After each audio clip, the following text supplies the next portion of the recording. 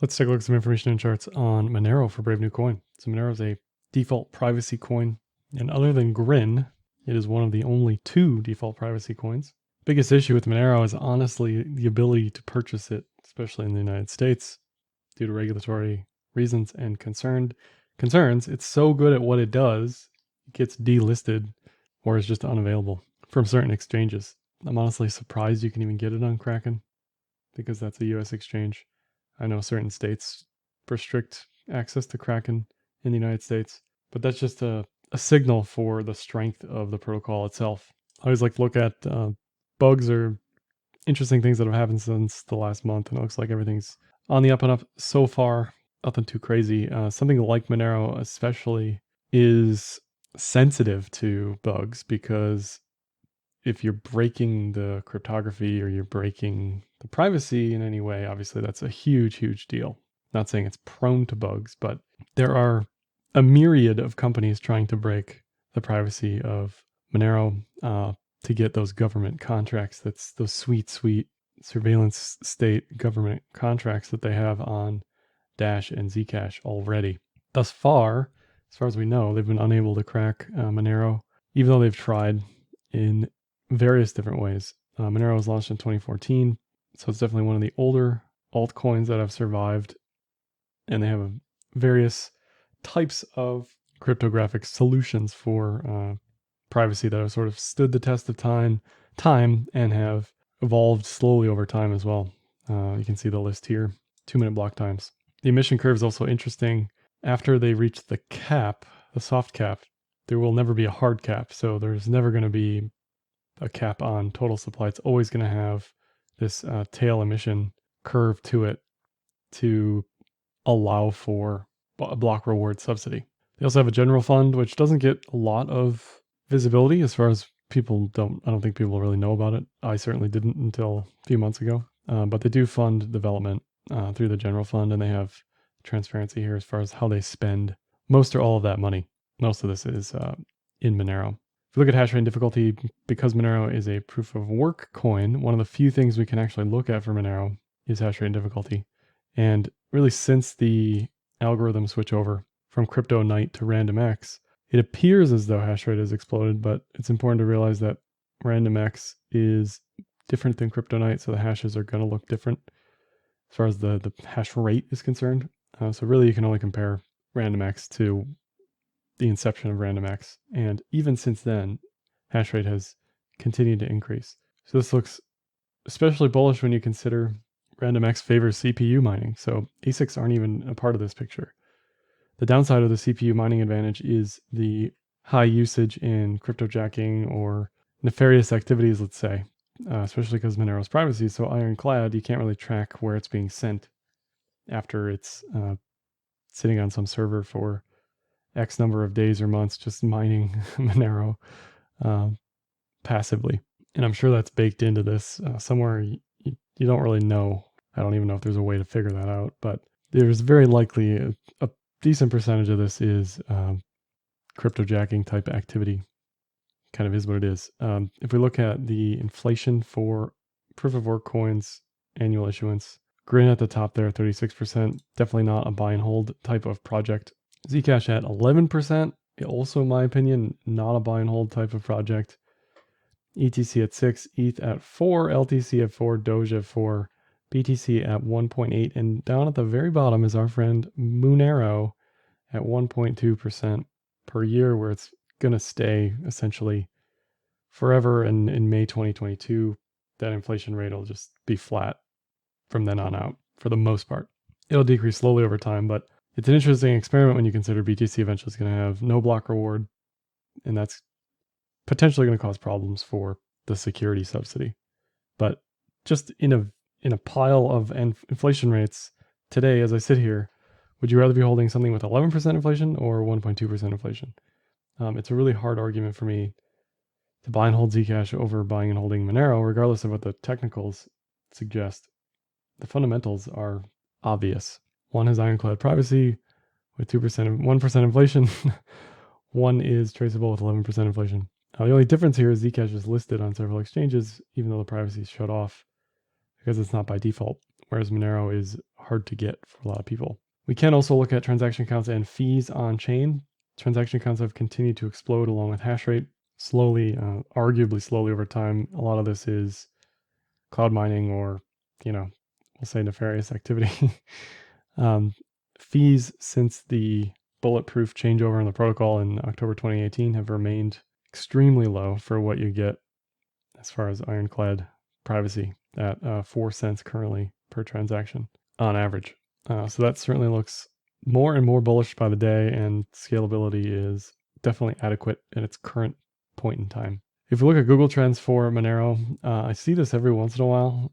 I don't know if it's a bug on Google Trends. I don't know if it's a bot juicing the Google Trends. Whenever you see this, if you're looking up Google Trends, you always have to like adjust the time frame or adjust the geography, global versus United States or whatever.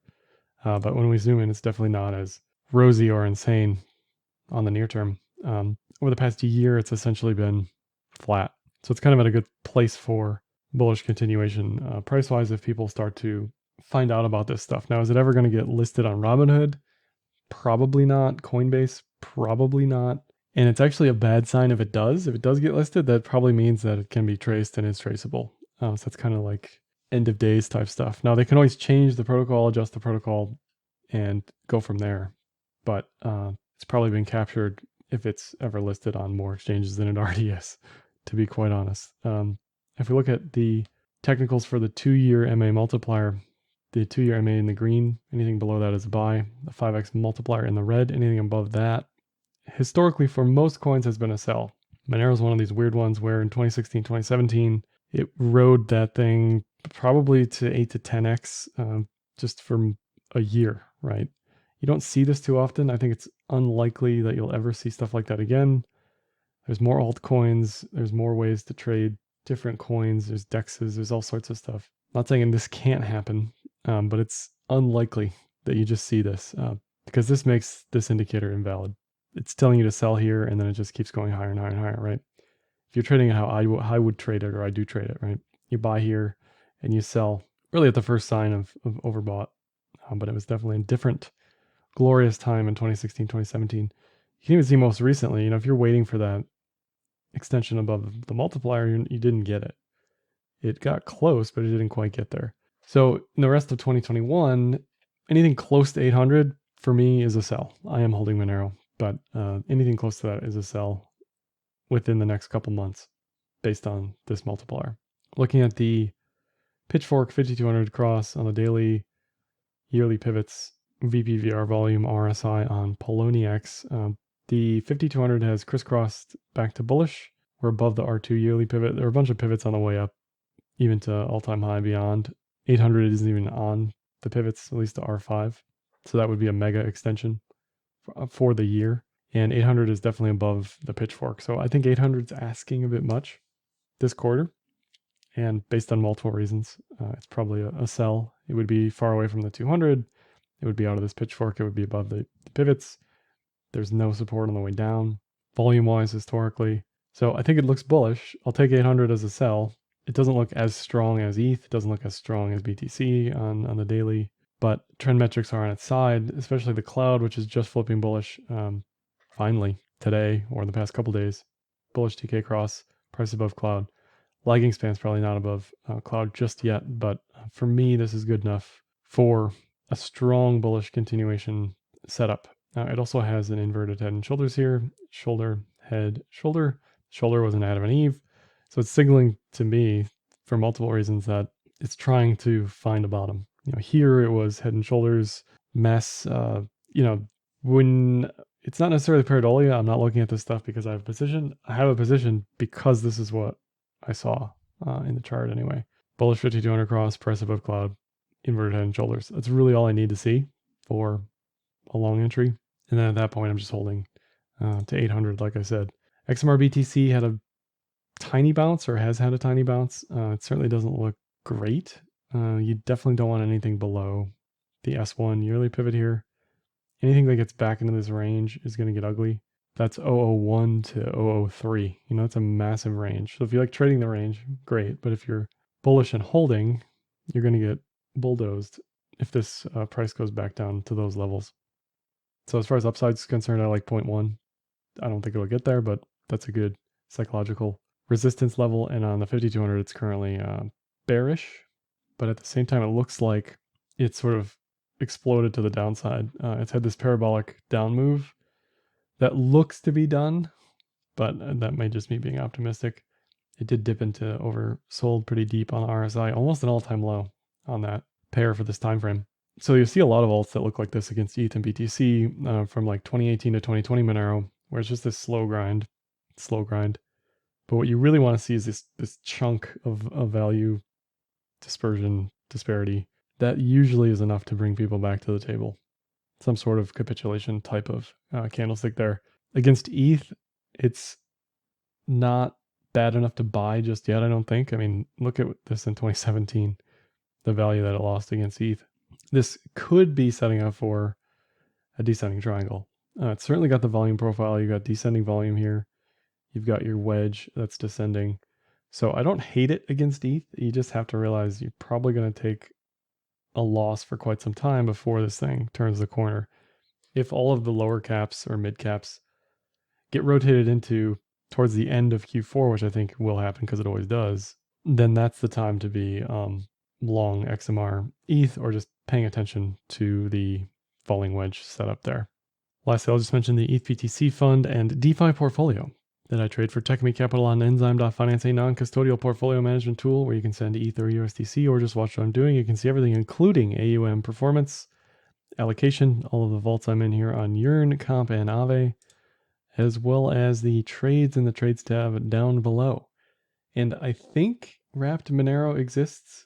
I think it definitely destroys the privacy of Monero, but it gets it into the hands of people that wouldn't otherwise be able to trade it. I don't think it's widely available. And if UniSwap gets regulated or any of the DEXs get regulated, they'd likely have to delist Monero anyway. But there will eventually be ways on DEXs where we don't need centralized exchanges regulated to get Monero.